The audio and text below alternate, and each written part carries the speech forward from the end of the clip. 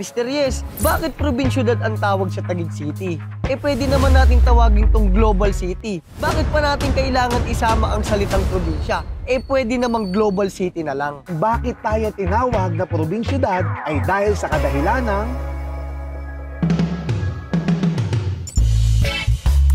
isang makasaysayang araw sa inyong lahat mga Taguigleño. And for today's video, may naisip na naman tayong kabutihan. Exciting news mga Taguigleño dahil kamakailan lamang ay idineklara ng Intellectual Property of the Philippines ang registered trademark ng ating lungsod bilang isang probinsyudad. At kung ang ilan sa inyo ay nagtatanong kung bakit nga ba ito ang trademark ng ating lungsod, abay tara na at sabay-sabay nating alamin. Bawat lungsod at probinsya ay may kanya-kanyang pagkakakilanlan. Ilan lamang sa mga halimbawa nito ay ang City of Pines o ang Summer Capital of the Philippines, ang Baguio City. Nariyan ang Bacolod City na tinatawag na City of Smiles. Nandyan din ang City of Love which is Iloilo City. At syempre, ang tinatawag na City of Stars, Quezon City. Sinasalamin ng mga bansag na ito ang katangian ng bawat lungsod o probinsya. At syempre naman, hindi papahuli ang ating lungsod ng Taguig na tinatawag na ngayon bilang isang probinsyudad. Mr. Yes, bakit probinsyudad ang tawag sa Taguig City? Pwede naman natin tawagin tong global city. Total, may BGC na tayo. May mga establishmento na tayo dito. Bakit pa natin kailangan isama ang salitang probinsya?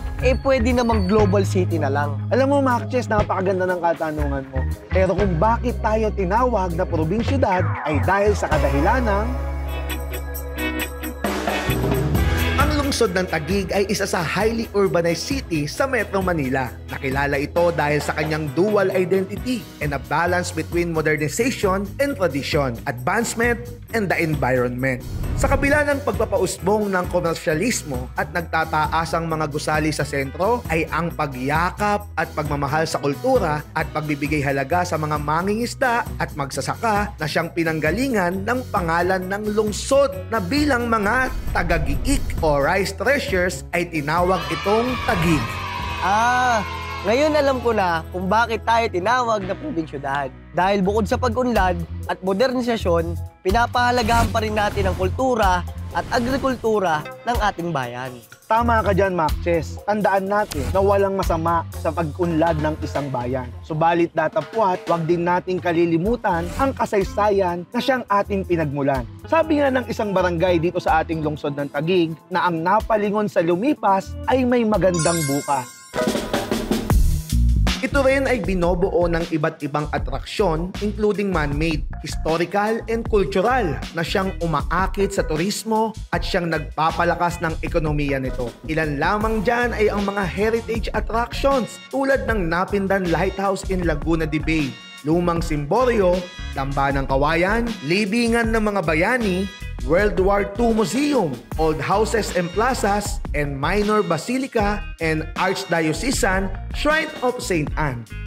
Ang Barangay Santa Ana din ang tinatawag na Home of the Banak Festival. At kung pista lang din ang pag-uusapan, ang Taguig ay may sarili ding regata. At yamang napapalibutan ito ng 7 ilog, kabilang na ang Taguig River at Napindan Channel na karugtong ng Laguna Lake. Taon-taon na nagtitipon ang mga bangkero ng Taguig para ipagdiwang ang kanilang yamang tubig. Ito rin ay bilang pagpupugay at pasasalamat sa kanilang patron na si Santa Ana. Tuwing Hulyo, ang ilog ng Santa Ana Taguig ay puno ng mga mangingisda. At bilang isang uri ng pasasalamat, inihahagis nila ang isang bahagi ng kanilang huli sa mga tao at ibinabalik naman ang mga tuyong paninda sa mga mangingisda. Tinatawag din nila itong pasubo. At syempre, ang Bonifacio Global City o ang BGC.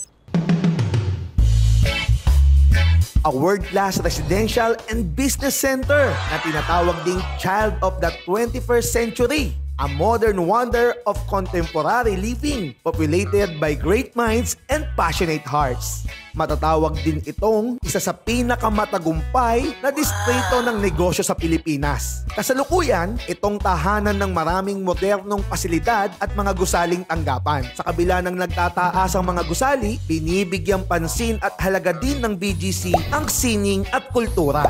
Pumupukaw sa marami ang mga naggagandahang obra na makikita sa bawat sulok, mga pader at mga streets nito. Mula sa iba't ibang nasyonalidad, kultura, tradisyon at relihiyon, kamangha-mangha na maituturing ang Taguig.